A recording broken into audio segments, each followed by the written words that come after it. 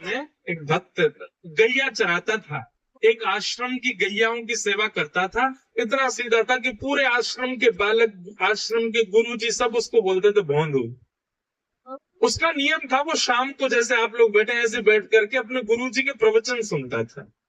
कथा सुनने से ठाकुर जी से प्रेम कैसा होता है ये हम बता रहे हैं।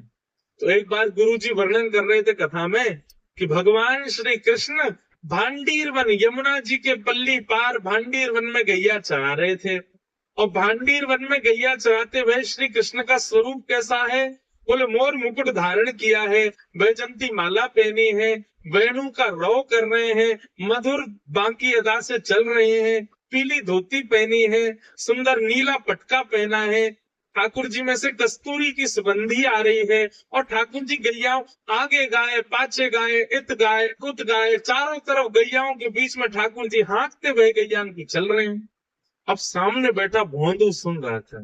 भोंदू बोला गैया चराने तो मैं भी जाता हूँ, और 2-3 बार तो मैं भी भांडीर बन गया हूँ, मुझे तो श्री कृष्ण नहीं मिले।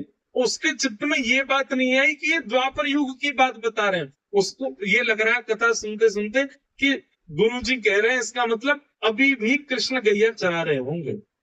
पर भोंदू के मन में आया, ये गुरु जी कह रहे हैं भांडीर वन में ठाकुर जी गैया चराते हैं, इसका मतलब भांडीर वन तो मैं भी जाता हूँ, मुझे तो नहीं मिलते ठाकुर जी। फिर स्वयं कोई टोक करके बोला, अरे भोंदू, तू भोरो है, तेने खोजो ही ना होगो। तू भांडीर बन जावे, गैयान को चढ़ तो भयो छोड़ के स्वयं पेड़ के नीचे जाके सो जाए, हाथ मिलेंगे ठाकुर जी। अब की बार जाऊंगा ढूंढूंगा ठाकुर जी कहाँ है। इतना भोला। अगले दिन गैया चराने के लिए गया तो भांडीर वन में, अब वो तो ढूंढने लगा। गुरु जी से प्रवचन में सुना था कदम्ब वृक्ष के नीचे ठाकुर जी मिलते हैं, तो कदम्ब के वृक्ष ढूंढने लगा, कहाँ है कदम्ब वृक्ष। गुरु जी ने कहा था जहाँ छांव होती है ठाकुर जी वहां बैठते हैं, तो छांव में जाके ढूंढने लगा। गुरु जी ने कहा था ठाकुर जी यमुना जी के तट पर मिलते हैं, तो यमुना पुलिस पर घूमने लगे। 1 दिन, 2 दिन, 3 दिन, 4 दिन, अब तो रोज भोंदू ढूंढे, पूरा भांडीर वन ढूंढ लिया। 4 दिन बाद श्री राधा रमन लाल जी से रुका नहीं गया, बोले कि ये भोंदू रोज ढूंढता है मुझे, इसको लगता है मैं गैया चराने आता हूँ, आज इसकी मनोकामना पूरी कर ही देता हूँ। और आज भोंदू जैसे ही भांडीर वन में गया गैया चराने के लिए, तभी क्या देखता है, असंख्य गायों का झुंड सामने से आ रहा है, विशाल सींग सब गैयाओं के, ये महाराज विशाल गैया। और जैसे ही वो गैया इतर हुई, इतर होते ही उसने क्या देखा, श्याम वर्ण त्रिभंग लली पीताम्बरी पहने हुए श्री बाल कृष्ण चलते हुए उसकी ओर है।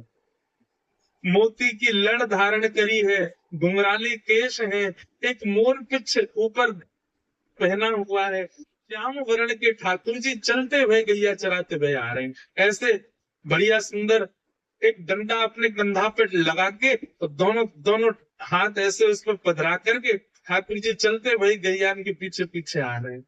भोंदू ने जैसे ये स्वरूप देखा, वहीं से ही दंडवत होने लगा, जय हो जय हो जय हो, आज दिखे श्याम सुंदर।